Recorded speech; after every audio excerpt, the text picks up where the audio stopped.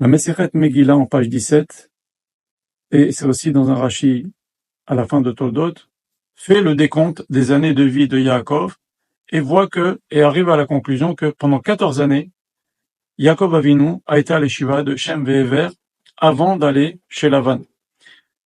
Et la Gemara nous dit que comme il a été pendant 22 ans chez Lavan, il a souffert et donc n'a pas pu faire la mitzvah de respect qui vous donne de respect de son père Yitzhak. Entre guillemets, il a payé comment? Son fils Yosef était loin de lui, il a cru qu'il était mort pendant 22 ans. Mais en fait, il est resté plus que 22 ans loin de son père, il est resté 36 ans. 22 ans chez Lavan, 14 ans à l'Eshiva de Shem Ve'ever. Alors pourquoi on le punit pas pour les 14 ans où il était à l'Eshiva de Shem Ve'ever? Pendant 14 ans aussi, il n'a pas fait Kivud Aven. Alors c'est simple. On peut pas le punir d'avoir été à l'Eshiva de Shem Ve'ever, puisque d'aller à l'Eshiva de Shem Ve'ever, c'est plus important que respecter les parents, puisqu'il n'y a pas de mise plus importante que d'étudier la Torah. Et deux, c'est un respect des parents d'aller apprendre à l'Eshiva. C'est un respect des parents. Comme nous disent nos Chachamim, quand quelqu'un est un érudit en Torah et il se conduit bien avec les gens, il est agréable et doux avec les gens, que disent les créatures, que disent la société? Ils disent heureux ses parents d'avoir un enfant pareil, heureux son rave d'avoir un élève pareil. Donc en fait, quand quelqu'un va à l'Eshiva, il fait un kavod à ses parents. Pourquoi je vous dis ça? Parce que on est en train toute la journée de demander Mashiach.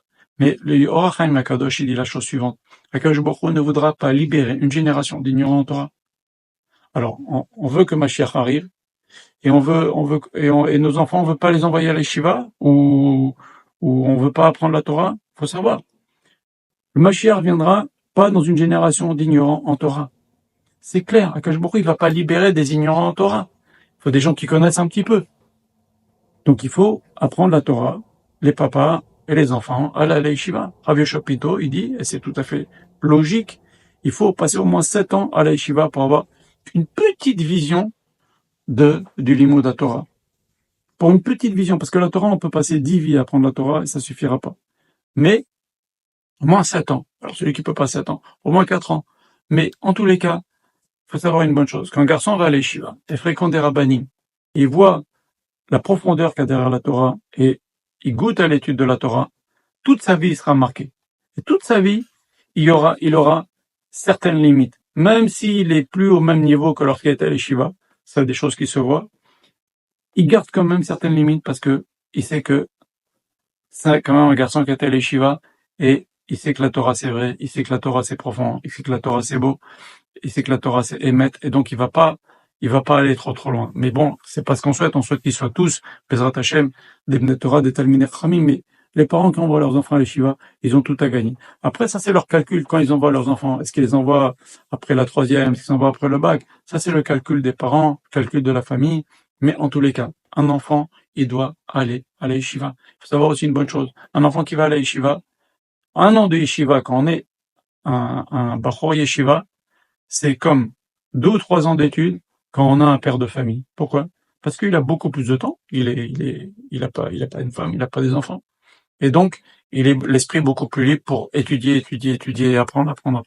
Donc, c'est des choses il faut justement pendant cette période qu'on appelle Bachour, c'est-à-dire Bocher, c'est-à-dire le choix, cette période de choix dans la vie, disons à peu près entre 15 ans et 21, 22 ans, il faut se gonfler de Torah pour rester un ben Torah toute sa vie, Bezrat Hashem. Et ça, c'est très important. Et donc, bien sûr, on peut pas punir Yaakov d'avoir été apprendre la Torah. C'est un honneur pour ses parents. En plus, c'est les parents qui envoient leurs enfants à l'Yeshiva. Si Bezrat Hashem, vos enfants même s'ils sont pas des érudits en Torah, ils vont respecter la Torah toute leur vie, Bezrat Hashem. Après vos 120 ans qu'Hashem vous donne une longue vie, ça vous fait des mérites à vous. Vous gagnez dans ce monde, parce qu'ils vont pas vous apporter une fille bidon, ils vont avoir des critères bien pour se marier. Et, ils vont aussi vous apporter des mérites. Et puis, voilà, vous aurez le plaisir, Bezrat Hashem, de les voir fonder un foyer de Torah qui respecte la Torah. Même s'il travaille, il travaille, il étudie 1 heure par jour ou 2 heures par jour, il fait ce qu'il peut, mais au moins, il vit une vie de Torah. Avec une femme tsenoua, avec le Shmirat Shabbat, avec des enfants, qu'est-ce que vous voulez? Des enfants avec une boucle d'oreille à 7 ans, et un jean troué, des petites filles en jean à 5 ans. ou en t-shirt, ou des gamines de 13-14 ans en t-shirt et machin, c'est ça que vous voulez pour vos petits-enfants. Chamichement. Alors, c'est très important d'envoyer ses enfants à l'Yeshiva, et c'est un kavod pour les parents que les enfants aient à l'Yeshiva. Je vais vous raconter une histoire d'un grand rave dont je vais taire le nom, et dont le fils de ce rave est un de mes amis.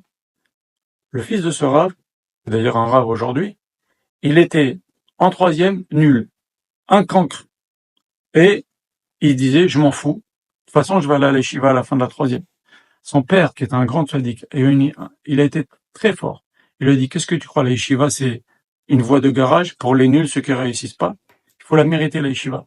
Tu refais ta troisième, tu m'apportes des bonnes notes. Et si tu passes de troisième en seconde, à ce moment-là, tu mériteras d'aller à la yeshiva. La yeshiva, c'est pas une voie de garage. La yeshiva, c'est pour les gens c'est un mérite d'y aller. C'est un privilège. Vous savez, Rav Israël, il est décédé à 68 ans.